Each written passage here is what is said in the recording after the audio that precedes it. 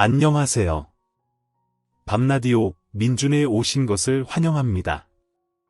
저는 아들 하나를 둔 40대 아빠입니다. 아내를 처음 만난 건 대학생 때였고 첫눈에 반해 결혼했습니다. 정말이지 눈에 넣어도 아프지 않은 여자였고 그녀와 함께 눈에 넣어도 아프지 않은 아들도 얻었습니다. 제가 직장도 번듯했던지라 우리 가정의 삶은 늘 안정적이었어요. 아내 역시 저에게 늘 사랑만 주며 뭐든 더 해주지 못해 안달이었죠. 아이가 태어나기 전에도 태어난 후에도 때때로 사랑을 가득 담은 도시락을 챙겨주는 것은 기본. 제가 야근을 하는 날에도 퇴근하는 저에게 수고했다는 한마디를 해주려고 기다리던 여자. 그런 아내가 사라진 건 아이가 태어난 후 2년째 되던 해였습니다. 그날도 평소와 다르지 않았습니다. 저는 퇴근을 한 뒤 바로 집으로 돌아왔어요. 오랜만에 칼퇴근이었던지라 아내와 함께 저녁을 먹었습니다.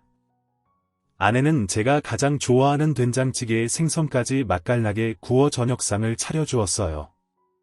제가 설거지를 하겠다고 하는데도 한사코 말리며 좀 쉬라고 직접 음식물 쓰레기 봉투를 들고 현관을 나섰습니다. 아이는 이미 잠이 든 상태였습니다. 저는 잠든 아이의 옆에서 새근새근 숨쉬는 소리를 듣다가 잠깐 잠이 들었던 것 같습니다. 너무 오래 잤나 싶어 눈을 떴을 땐 이미 자정이 넘은 시간이었습니다.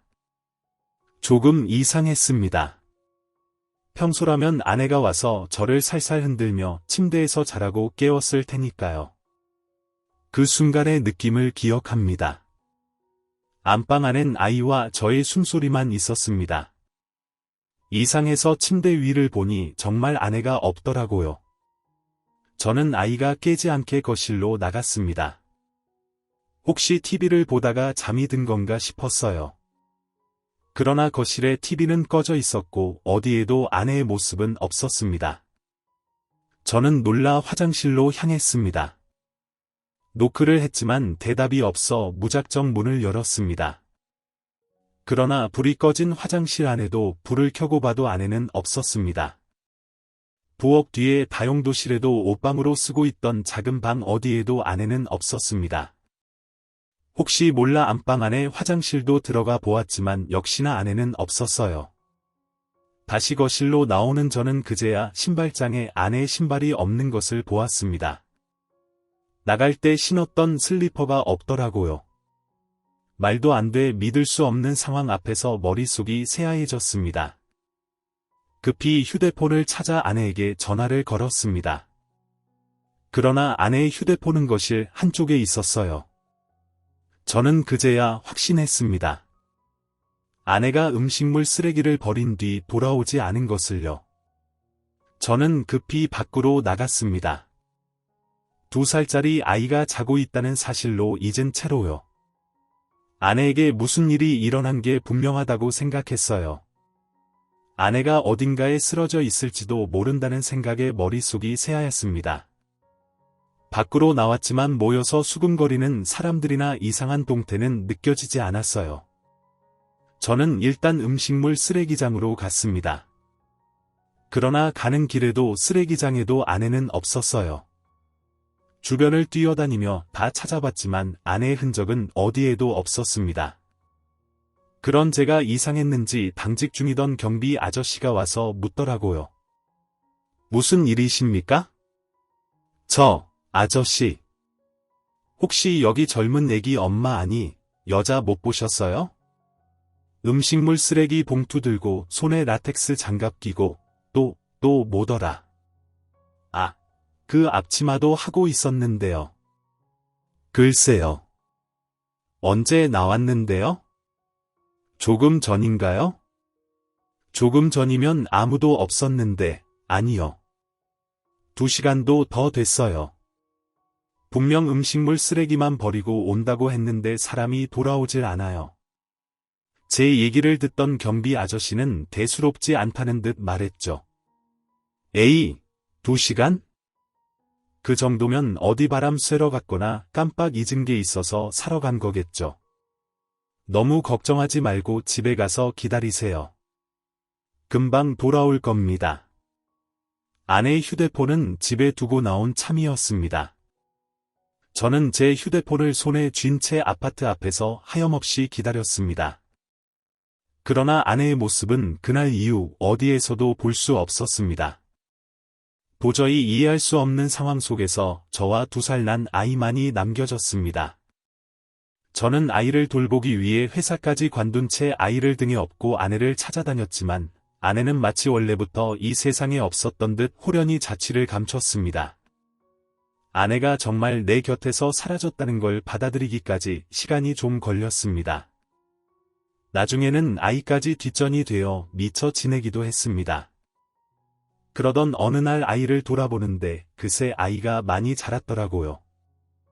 제가 돌아오기만 기다렸다가 저를 보고 방긋방긋 웃는데 정신이 번쩍 들었습니다. 아이는 아내가 내 곁에 존재했음을 증명하는 유일한 증거였습니다. 우리 2사람의 결실이기도 한 그 아이를 보는 게 고통스러웠나 봅니다. 저는 다시 직장을 구했고 아이를 돌보며 틈틈이 아내를 찾는 일을 이어갔습니다. 그렇게 10년이 흘렀습니다. 아이는 무럭무럭 자라 초등학교 5학년이 됐습니다. 저는 새 직장에 들어갔고 아이를 키우며 아내를 찾기도 멈추지 않았습니다. 아무래도 제가 서툰 아빠였다 보니 아이는 스스로 많은 것을 할 줄 아는 아이로 자랐어요. 또래보다 성숙한 편이어서 어른스럽다는 말을 많이 들었어요. 그런 아이가 한편으론 짠하다가도 아내 없이 둘이 살아남아야 했기에 우리는 각자의 역할에 충실하게 살아갔습니다. 그러던 어느 날이었습니다. 오랜만에 일이 일찍 끝나 아이를 데리러 가던 날이었어요. 아이의 학교 근처에는 새로 지었다는 고급 주택이 있었습니다. 아이를 데리러 갈 때마다 보면서 탄성을 지르던 곳이었어요. 만약 아내가 계속 곁에 있었다면 좋은 직장에서 꾸준히 일하며 이런 집도 살 수 있었겠다는 생각도 하면서요. 그날도 그 고급 주택 단지를 지나가던 참이었습니다. 단지 안저 멀리 유독 눈길을 끄는 여자가 있었어요. 그때까지 어떤 여자와도 소개팅 한 번을 한 적이 없었습니다. 주변에서 많이들 권유했어요. 심지어는 장모님까지도 이제 그만 본인 딸을 잊고 다른 여자를 만나보라고 하셨습니다. 그때마다 전 장모님을 의심하기도 했어요. 혹시 그 사람한테서 연락 온 적 있어요? 몰래 연락이라도 왔으면 소원이 없겠네. 살았는지 죽었는지도 모르고 사는 내 심정은 오죽하겠어?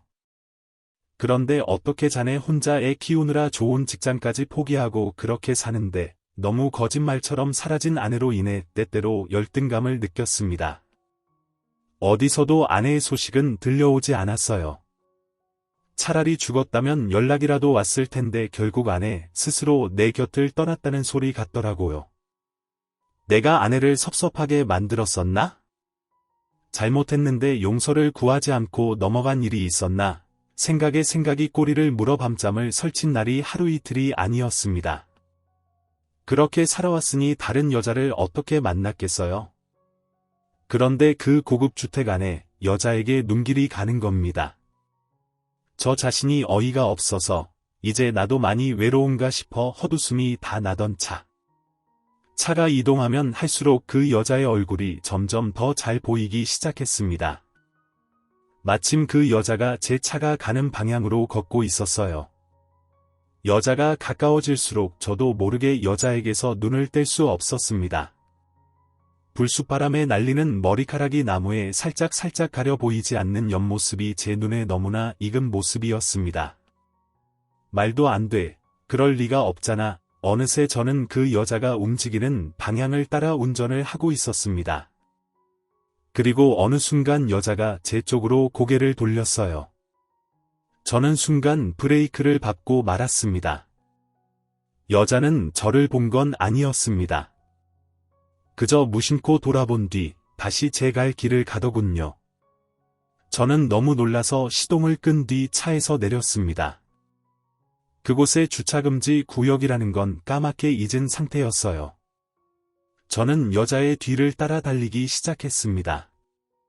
여보, 네, 그 여자, 제 아내와 너무 닮은 사람이었습니다. 그러나 크게 부를 순 없었어요.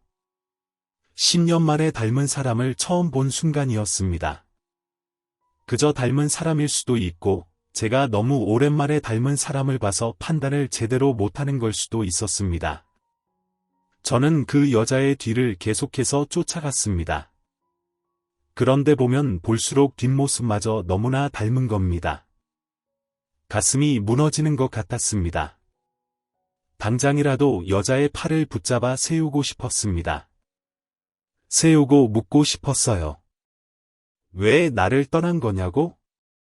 이렇게 멀쩡하게 있을 거면서 전화 한 통을 안 한 거냐고요? 문자 하나라도 잘 살라고 보냈다면, 그래도 어디선가 살아가고 있다는 걸 알았다면 미워하는 힘으로라도 견뎠을 텐데, 갑자기 솟구친 그리움과 미움이 뒤범벅된 마음으로 여자의 뒤를 계속 쫓았습니다. 그런데 그때 어디선가 남자의 목소리가 들렸습니다. 여보, 왜 나와 있어? 여자가 모퉁이 뒤편을 보며 말했습니다. 그러더니 자신을 부른 남자를 향해 다정하게 물으며 다가가더군요. 저는 서둘러 여자를 따라 모퉁이 쪽으로 다가갔습니다. 여자의 목소리를 듣는 순간 저는 온몸에 소름이 돋고 말았습니다. 여자는 10년 전 사라진 내 아내와 목소리마저 비슷했습니다. 모퉁이로 다가갈수록 두 사람의 목소리는 더 선명하게 들렸습니다. 좀 전에 퇴근했는데 당신이 집에 없잖아. 아유, 하여튼 껌딱지. 저는 가빠오는 숨을 고르며 모퉁이를 돌아섰습니다. 여자는 남자에게 팔짱을 낀 채 다정하게 걷고 있었습니다. 여보, 오늘은 날씨가 참 좋다. 밝게 말하는 여자의 목소리마저 10년 전을 떠올리게 했습니다. 두 사람의 뒷모습을 보는데 아직 그녀가 내 아내라는 확실한 증거도 없는데 가슴에 불덩이가 떨어지는 것 같았습니다. 저는 두 사람이 눈치채지 못하도록 계속해서 두 사람의 뒤를 따랐습니다. 정말 이상했던 건 두 사람의 대화를 듣는데 남자의 목소리도 제 귀에 익숙했다는 것입니다. 오늘 저녁 뭘 해줄까? 뭐 먹고 싶어? 파스타 좋다. 내가 맛있게 해줄게. 그대로 계속 가다가는 얼굴을 제대로 확인하기 어려울 것 같았습니다. 전 방향을 틀어 두 사람의 얼굴을 똑바로 볼 수 있는 쪽으로 서둘러 걷기 시작했습니다. 두 사람이 주택 안으로 사라지기 전에 얼굴을 확인해야만 했습니다. 다행히 조금 빨리 나온 덕에 아이의 학교 시간까지는 시간이 조금 남아 있었습니다. 저는 두 사람이 들어갈 것으로 예상되는 건물 맞은편으로 달려갔습니다. 그 순간 두 사람이 건물 출입구로 들어가는 것을 보았습니다. 팔짱을 낀 채 다정하게 들어가는 여자의 얼굴은 분명 10년 전 사라진 제 아내와 똑같았습니다. 너무 놀라 맥이 풀리려던 차, 저는 아내가 팔짱을 낀 남자를 보고 기겁하고 말았습니다. 그 남자의 얼굴은 저와 똑같았습니다. 저기, 그게 뭐예요? 그때였습니다. 경비가 저를 향해 달려오더군요. 저도 모르게 경비를 피해 달아나기 시작했습니다. 어쩌면 그 상황에서 달아나고 싶었던 걸지도 모릅니다. 그토록 꿈꾸던 순간을 마주했는데 아내를 찾은 것 같은데 상황은 온통 엉망진창이었습니다. 엉망진창이 된 마음으로 일단 아이를 데리고 왔습니다. 집으로 가는데 아이가 제잘제잘 하는 말이 하나도 들리지 않아 겨우 대답만 했습니다. 나와 너무나 닮은 남자. 도대체 아내는 왜 그와 살고 있는 걸까? 혹시 나를 그 사람과 착각한 걸까? 그 여자가 아내가 맞긴 할까? 하지만 그녀가 나와 닮은 남자와 살고 있다는 사실이 분명 나의 아내라는 증거 같았습니다. 다음 날 저는 다시 고급 주택으로 찾아갔습니다. 이번에는 출입구에서부터 경비에게 막혔지만요. 제가 경비에게 자초지종을 설명하려던 그때였습니다. 죄송해요. 나동 202호 선생님 맞으시죠? 어제는 제가 바빠서 정신이 없었습니다. 분위기가 좀 달라 보이셔서 다른 분인 줄 알았는데 뒤늦게 아차 싶더라고요. 순간 안에 옆에 있던 남자가 떠올랐습니다. 순간 얼마나 당황했는지 모릅니다. 겨우 대답은 했는데 경비가 말한 나동 202호가 머릿속을 맴돌았습니다. 그럼 저는 이만. 저는 서둘러 나동으로 향했습니다. 202호라는 글자만 되뇌며 건물 앞까지 갔지만 또 앞에서 막히고 말았습니다. 고급 주택이라 그런지 건물마다 안전문이 있었습니다. 좌절하고 있던 그때 안전문이 열리면서 아니 그 여자가 나왔습니다. 문을 마주보고 서 있었던 덕에 그녀를 정면에서 볼 수 있었습니다. 저를 본 여자가 화들짝 놀라더라고요. 당신 옷이 왜 그래? 아침에 다른 옷 입고 나갔잖아. 저를 너무도 당연하게 남편이라 생각하는 그녀를 보며 확신했습니다. 여보. 10년 만에 불러본 것이었습니다. 울컥 눈물이 나려 했습니다. 왜? 저는 겨우 울음을 참으며 물었습니다. 나 못 알아보겠소? 그때였습니다. 아내 얼굴이 새하얘지더군요. 아내의 시선은 제가 아닌 제 뒤를 향해 있었습니다. 저는 천천히 뒤를 돌았습니다. 어쩐지 제 뒤에 누가 있을지 알 것 같았습니다. 돌아서는 순간 그 남자와 눈이 마주쳤습니다. 가까이서 보니 그가 누구인지 단박에 알겠더군요. 왼쪽 눈 아래의 상처. 초등학교 때 저와 뛰어놀다가 책상 모서리에 부딪혀 생긴 상처였습니다. 그런데 얼굴만큼은 정말이지 저와 똑같더라고요. 아무리 그래도 그렇지 아내가 어떻게 나를 못 알아보고 이놈과 살고 있는 건지 이해할 수 없었습니다. 그것도 10년을 함께 살면서도 몰랐다니 귀가 찰 노릇이었습니다. 여보, 이 자식이 누군지 알아? 그때였습니다. 그놈이 제 팔을 확 잡아당기더니 귀에 대고 소곤대더군요. 조용히 해, 내 와이프는 기억이 없어. 저는 순간 멍해지고 말았습니다. 그래서 날 못 알아봤구나. 그럼에도 그녀가 10년 전 사라진 나의 아내라는 사실이 확실해진 순간이었습니다. 제가 멍하니 아내를 보는 사이 그놈은 아내에게 가서 귓가에 대고 소금거리더군요. 내가 집에 가서 설명해 줄게. 일단 들어가 있어. 아내는 어리둥절한 얼굴로 집 안으로 들어갔습니다. 아내가 나와 똑같이 생긴 남자의 아내로 살아가고 있었다니 저는 아내가 건물 안으로 사라지는 모습에서 눈을 뗄 수 없었습니다. 그런 제가 이상한 건지 신기한 건지 아내도 들어가는 내내 저를 흘긋거렸습니다. 도대체 이게 무슨 일인가 싶었습니다. 아내가 살아있다는 게 다행이면서도 도대체 이게 무슨 일인지, 어떻게 이 자식이 다시 내 인생에 끼어들 수 있는 건지 모든 게 다 황당했습니다. 일단 사람들 좀 없는 쪽으로 가자. 그놈이 뭐라고 떠들든 들어줄 이유가 없었습니다. 너 대체 뭐하는 짓이야? 내가 내 아내를 보호해 준 거야. 모르겠어. 보호? 넌 범죄자야. 설마 모르고 저지른 짓은 아니겠지. 알아. 근데 뭐 이제 내 와이프는 나한테 익숙할 텐데 몸도 마음도. 도저히 더는 들어줄 수 없었습니다. 저는 주먹을 날렸습니다. 그놈은 제 주먹을 받고 저 앞으로 나아가 떨어졌습니다. 그놈은 퍼진 입술에 피를 닦더니 비열한 얼굴로 저를 봤습니다. 너도 봤잖아. 나랑 얼마나 잘 살고 있는지 이제 와 사실을 밝히면 내 와이프 충격에 또다시 무슨 일 생길지 몰라. 기억이 하나도 없다니까.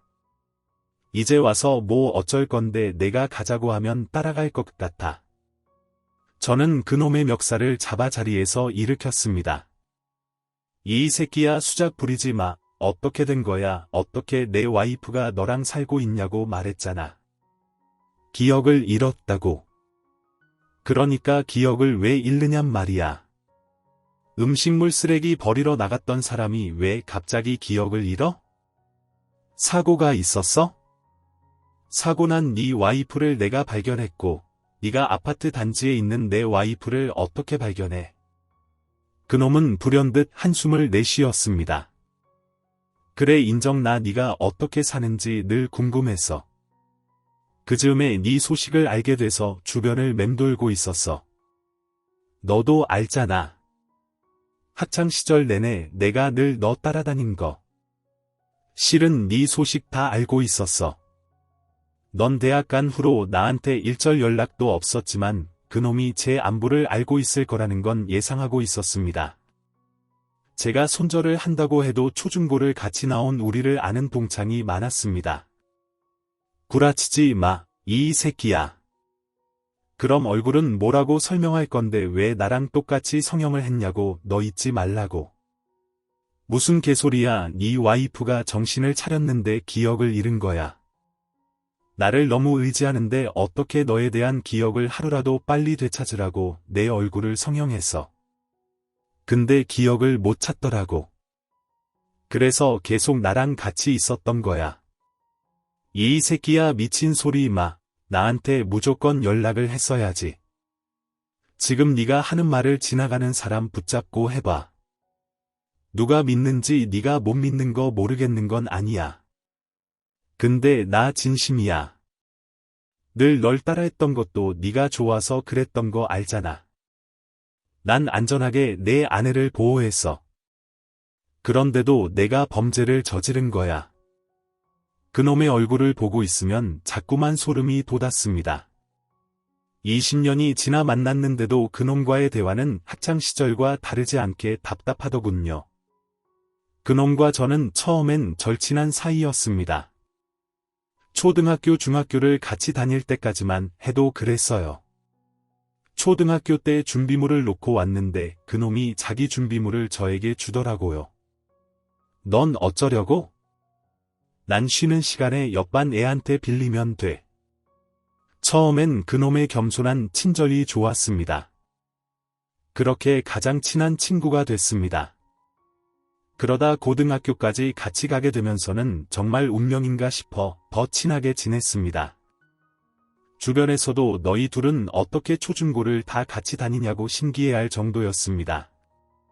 저와 그놈이 함께 다니고 있으면 형제인 줄 아는 사람들도 많았습니다. 왜냐하면 저와 그놈의 옷차림이 보통 비슷했거든요. 그놈은 늘 저와 같은 머리 모양 운동화 옷차림을 하고 싶어 했습니다. 어릴 땐 그게 친밀감의 표시 같아서 좋았습니다. 그러나 중학교를 들어갈 때부턴 그게 조금씩 싫어지더라고요. 야, 이제 그만 좀 따라해. 우리가 초딩도 아니고 뭐 어때? 친구면 같은 거 입고 그러는 거지? 아, 쪽팔린다고 고등학교에 가면서는 같은 반이 된 적은 없어. 저에게 새로운 친구들도 많이 생겼습니다.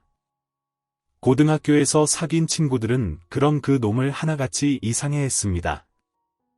네 친구 말이야 걔는 왜 우리를 그렇게 적대시하냐 그러니까 같이 놀자고 해도 맨날 네 꼴무늬만 쫓아다니고 네 꼬봉이냐 그럴 때마다 전 친구들 앞에서 그놈을 감쌌습니다.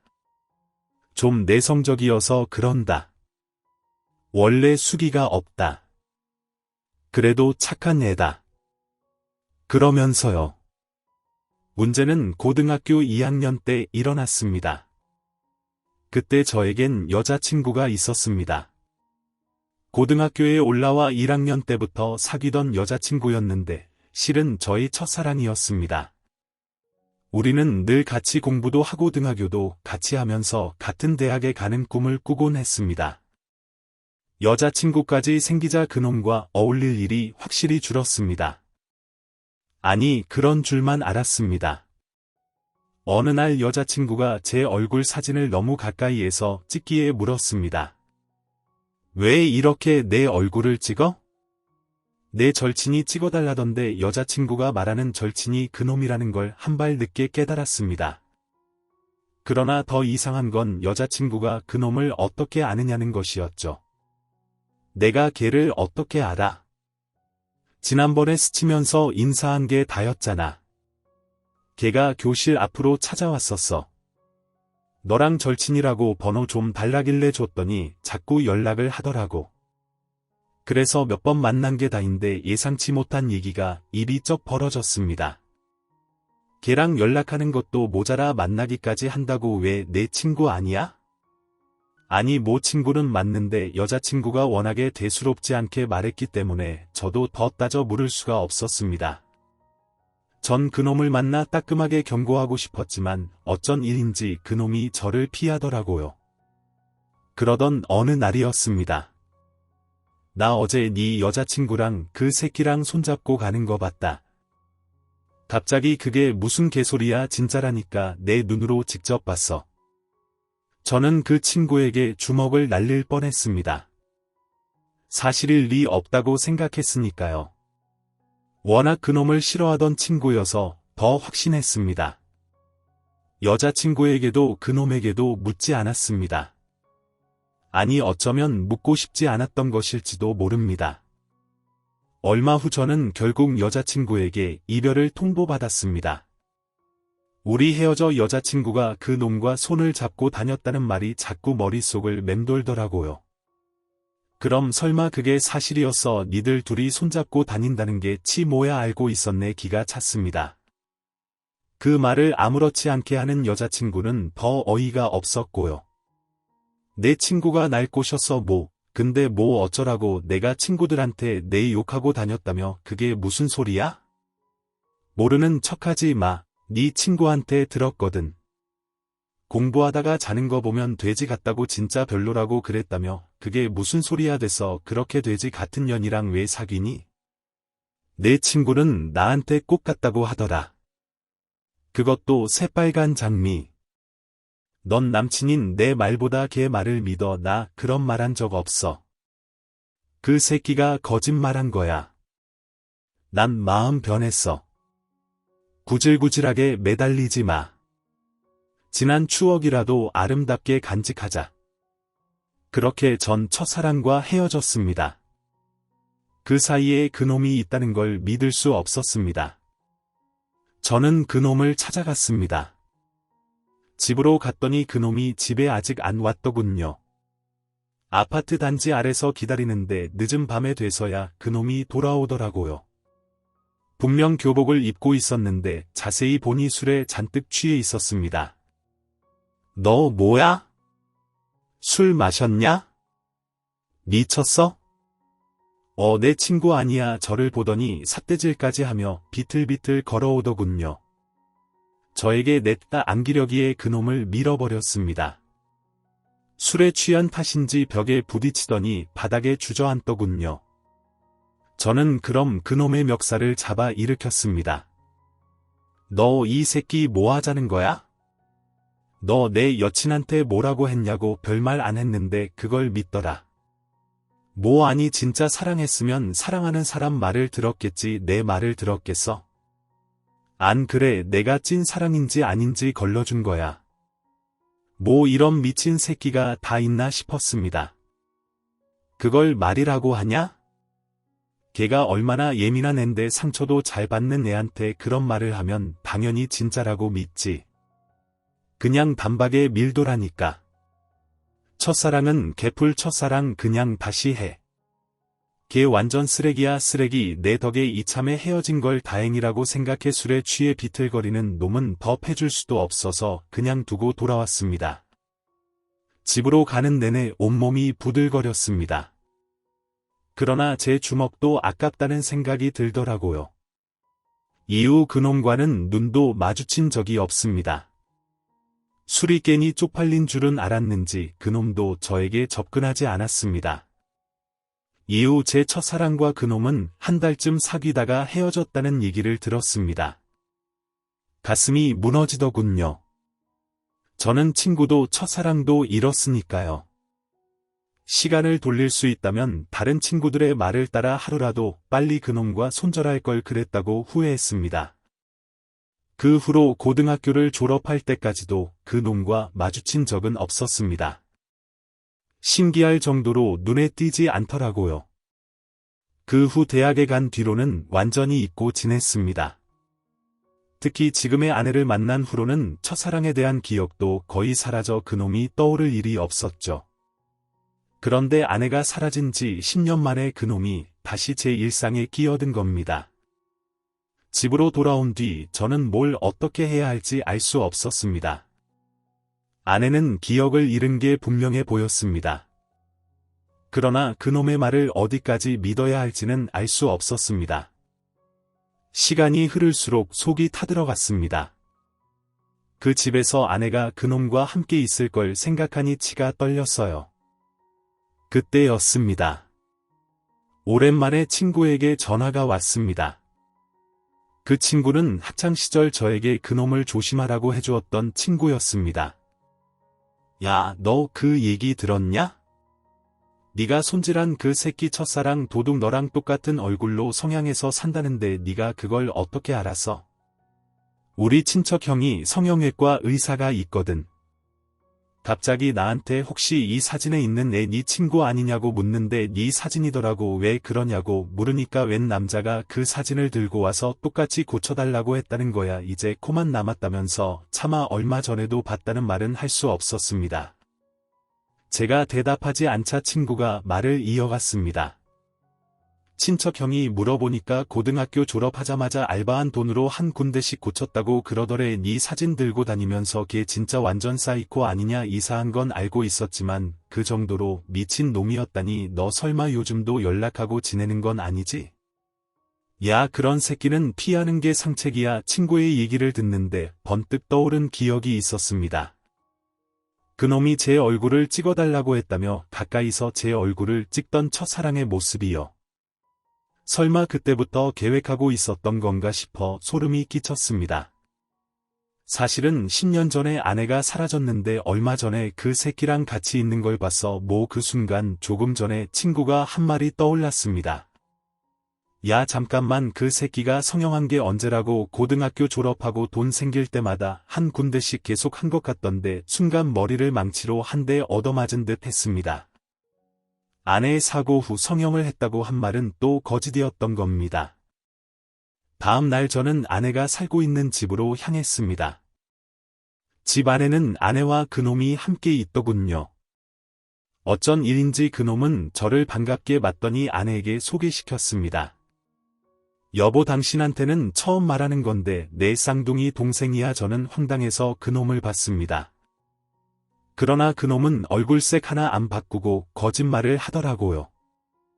그래놓고는 저에게 그랬습니다. 충격받을까봐 일단 그렇게 둘러놓자.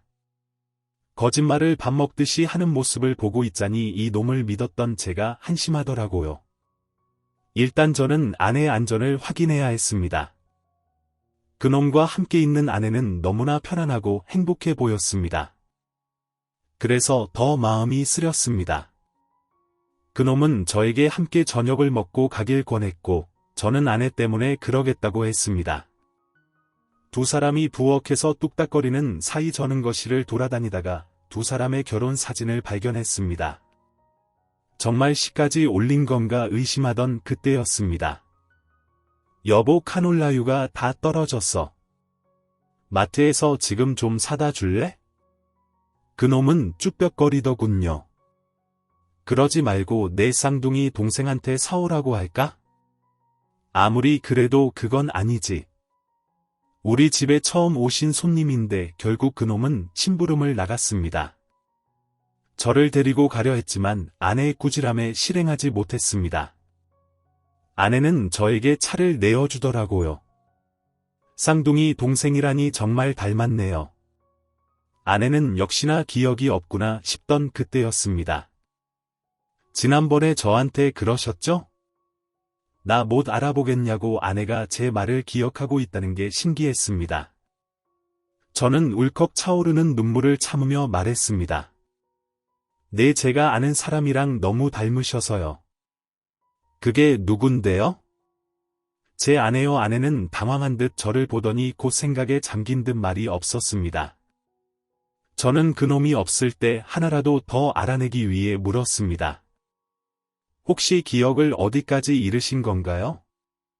혹시 전부 잃으셨나요? 어릴 때부터 아니요. 20살 때 기억이 있어요? 정말요? 20살 때라면 우리가 대학에서 처음 만난 즈음이었습니다. 그럼 널 기억하는 거잖아. 우리 처음 만났던 아니 처음 봤던 것도 기억해. 다시 20살이 된 것처럼 물었을 때 아내는 멍하니 저를 봤습니다.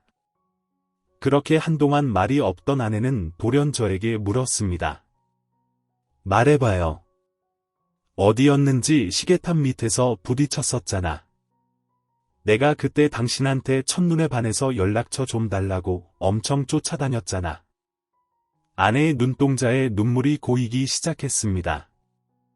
당신이군요. 내 남편 날 알아보겠소. 아내는 눈물을 흘리며 고개를 끄덕였습니다. 저 역시 눈물이 나던 그때였습니다. 꼴값들을 떨고 있네. 심부름을 마친 그놈이 현관에 서 있었습니다. 그놈의 눈이 돌아있는 게 보였습니다. 저는 아내를 제 등 뒤로 숨겼습니다. 그놈은 아마도 식용유가 들었을 봉투를 공중에 휘두르며 건들건들 다가오고 있었습니다. 하여튼 너 불쑥불쑥 날 낯설게 볼 때마다 불안하다 했어. 기억이 안 돌아오니까 마지못해 내 옆에 있었던 거지. 그렇지. 아내는 제 등 뒤에서 덜덜 떨고 있었습니다. 눈밑에 상처가 이상했어. 내가 말했잖아. 당신은 기억을 잃은 사이에 다쳤다고. 아무것도 기억 못했잖아. 우리가 어떻게 처음 만났는지 20년도 더 된 일을 어떻게 기억해? 너야 기억이 별로 없으니까 기억하는 거지. 이 사람은 기억했어. 아내는 뒤에서 제 옷을 꽉 붙잡고 있었습니다. 그때였습니다. 그놈이 봉투 안에서 과도를 꺼냈습니다. 그놈은 카놀라유가 든 봉투를 바닥에 던져놓고는 말했습니다. 내가 혹시 몰라서 이것도 사왔어. 어쩐지 필요할 것 같더라고. 그놈은 칼을 든 채 우리가 있는 쪽으로 다가오고 있었습니다. 저는 이미 집안의 구조를 확인해 둔 상태였습니다. 전 아내를 등 뒤에 숨긴 채 부엌 쪽으로 뒷걸음질 쳤습니다. 대체 다들 왜 날 못 믿는 거야? 그냥 조용히 살았으면 이럴 일도 없잖아. 그놈의 칼은 저를 겨누고 있었습니다. 난 이 새끼야. 아내가 사라진 지 10년이면 딴 년이랑 결혼해서 살면 되지. 여태 또 그걸 기다리고 있었어. 나만 집에 온 줄 알잖아. 너야말로 진짜 사이코야. 그러나 전 그놈의 말에 대꾸하고 있을 여유가 없었습니다. 드디어 부엌 문턱까지 도착한 그때였습니다. 초인종이 울렸습니다. 현관 쪽에 가깝게 있던 그놈이 움찔 놀라며 문을 돌아봤습니다. 그놈이 아내를 향해 물었습니다. 당신이 뭐 시켰어? 저는 부디 아내가 그렇다고 해주길 바랐습니다. 그러나 아니 안 시켰는데 그놈은 곧 저를 째려보며 물었습니다. 너 무슨 헛짓거리를 한 거야? 밖에 누구냐고. 그때였습니다. 저는 냉큼 인터폰 버튼을 눌렀습니다. 이 집의 인터폰은 부엌 입구 바로 옆에 있었습니다. 문이 열림과 동시에 경찰들이 뛰어들어왔습니다. 그놈의 손에 칼이 들린 것을 본 경찰은 주저없이 그의 손목에 수갑을 채웠습니다. 그놈은 돌연 순진한 얼굴로 경찰들에게 되물었습니다. 형사님들 수갑을 차야 하는 건 저 자식이에요. 저 자식이 저희 집에 무단으로 들어왔어요. 그렇지 여보. 아내는 여전히 바들바들 떨며 제 등지에 숨어 있었습니다. 경찰들은 저와 그놈의 얼굴을 번갈아 보더니 혀를 내둘렀습니다. 진짜네요. 얼굴이 어쩜 이렇게 똑같아요? 저는 한숨만 나왔습니다. 지난밤 친구의 전화 덕분에 그놈이 거짓말을 한 것을 알게 된 저는 아침 일찍 인근 경찰서로 향했습니다. 그리고 모든 사실을 털어놓았죠. 처음엔 경찰들도 믿지 못하더라고요. 아무리 그래도 얼굴을 똑같이 뜯어 고치는 건 좀 저라고 믿기겠어요. 근데 봤다니까요? 경찰들은 무턱대고 아내가 사는 집에 쳐들어가겠다고 했습니다. 그러나 저는 그놈을 믿을 수 없었습니다. 저는 아내를 먼저 보호한 뒤 그놈을 잡아야 한다고 주장했습니다. 다행히 경찰들도 제 제안을 받아주었습니다. 그놈은 그 자리에서 체포되었습니다. 신원 조회 결과 그놈이 데리고 있던 그녀는 제 아내가 맞았습니다. 그놈은 수감됐고 전 아내를 데리고 일단 집으로 돌아왔습니다. 아내가 살던 고급 주택에 비하면 너무 작고 초라한 집이라 괜히 고개가 숙여졌습니다. 그러나 아내는 아이를 보더니 눈물을 흘리더라고요. 왜 울어? 이렇게 좋은 날 기억은 없는데 그냥 알 것 같아요. 이 아이가 내 아이라는 걸 아내가 아이를 향해 양팔을 벌렸고 아이는 쭈뼛거리면서도 제 엄마의 품에 안겼습니다. 아내는 아이를 꼭 안은 채 한참을 울었습니다. 엄마가 미안해. 엄마가 바보였어. 그날부터 우리는 기억을 찾기 위한 노력을 시작했습니다. 저는 아내를 데리고 아내가 사라졌던 아파트로 향했습니다. 지금보다 더 크고 좋았던 우리의 첫 보금자리 아내와 함께 음식물 쓰레기 수거장을 돌아보는데 아내는 전혀 기억나는 것이 없다고 했습니다. 저기요. 오랜만이네. 그때였습니다. 누군가 뒤에서 저를 불렀습니다. 중년의 아주머니였는데 처음 보는 사람이었습니다. 기억 안 나겠지만 난 지금도 여기 살거든. 우리 같은 동에 살았어요. 아, 죄송합니다. 이사 간 지 오래돼서. 아, 괜찮아요. 어디 정신이 있었겠어? 와이프 잃어버렸다고. 그래도 일이 잘 된 모양이네. 아주머니는 아내를 보며 미소를 지었습니다. 그러더니 주머니에서 USB를 꺼내 저에게 내밀었습니다. 왜 그때 혹여나 블랙박스 안에 찍혔을까봐 엄청 구하고 다녔잖아. 안 찍힌 줄 알고 있었는데 몇 년 전에 차 바꾸면서 자동 저장된 블랙박스 영상을 정리하는데 찍혔더라고. 근데 이미 돌아온 걸 보니 그 나쁜 놈은 잡았나 봐. 나쁜 놈이요. 납치범 아니었어? 네, 우리는 급히 USB를 들고 경찰서로 향했습니다. USB 안에는 음식물 쓰레기를 버리고 돌아오던 아내가 갑자기 나타난 차에 치이는 모습과 그런 아내를 싣고 도망가는 그놈의 모습이 찍혀 있었습니다. 역시 그놈은 그때도 이미 저와 같은 얼굴을 하고 있었습니다. 그제야 당시 주민들의 증언이 무슨 말이었는지 알 것 같았습니다. 남편이랑 같이 가는 것만 봤는데 밤에 가는 거 봤어? 남편이랑 어디 가던데. 당시 말도 안 되는 증언들이 이어지는 바람에 수사에는 진전이 없다고 생각했는데 나를 꼭 닮은 그놈을 보고 있자니 주민들은 모두 사실을 말했다는 걸 알 수 있었습니다. 그놈의 경찰 조사가 시작됐고 우리는 특별히 그 조사 과정을 몰래 볼 수 있었습니다. 예, 제 친구가 어떻게 사는지 궁금해서 늘 지켜보고 있었어요. 그 새끼가 진짜 의리가 없거든요. 제가 첫사랑 좀 뺏었다고 연락을 끊지 않나? 내가 맨날 따라한다고 얼마나 구박을 했는지 그 새끼가 하도 구박을 해서 이렇게 된 거라니까요. 헛소리 그만하고 아내분을 납치한 이유가 뭐야? 그거나 말해. 그러다 그 새끼 아내를 봤죠. 처음에는 애를 데리고 갈까 했는데 아직 어리더라고. 그냥 궁금했어요. 친구랑 똑같은 얼굴을 한날을 보고 친구의 아내가 착각을 할까 안 할까 장난 한번 치려고 시작한 게 이렇게 된 것뿐이에요. 그럼 납치는 했죠? 아니, 그러니까 왜 남의 차에 치이고 그래? 난 그냥 지나갔을 뿐인데 이 새끼가 아직도 정신을 못 차렸네. 그냥 지나가 아주 대놓고 피해자한테 돌진하던데 경찰은 그놈에게도 블랙박스 영상을 보여주었고 그놈은 모든 것이 계획적이었음을 자백했습니다. 결국 그놈은 구속되어 재판을 받게 되었습니다. 아내 역시 조사를 받았습니다. 정신을 차렸을 때 저는 병원에 있었습니다. 20살까지의 기억이 있었다 보니 제가 20살인 줄만 알았어요. 마침 남자친구도 있더라고요. 물론 눈알의 상처가 이상해서 물어보니 제가 결혼을 했다는 거예요. 눈 밑에 상처는 몇 년 전에 난 거라고요. 그놈은 처음부터 저인 척하면서 아내에게 접근했고 아내는 그 말을 당연히 믿었습니다. 그러나 10년을 같이 살았어도 이상한 점은 한두 개가 아니었다고 했습니다. 그 사람은 한 번도 절 자신의 본가에 데려가지 않았어요. 마찬가지로 저에게도 친정에 가지 말라고 하더니 제가 화를 내니까 친정 식구들이 사고도 다 죽었다고 하더라고요. 전제 신분이 가짜인지도 몰랐어요. 그놈이 재산 관리를 했다 보니 신분증을 맡기라고 했거든요.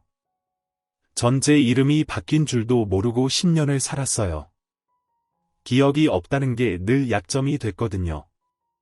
조사를 마치고 나온 아내의 손을 잡아보았습니다.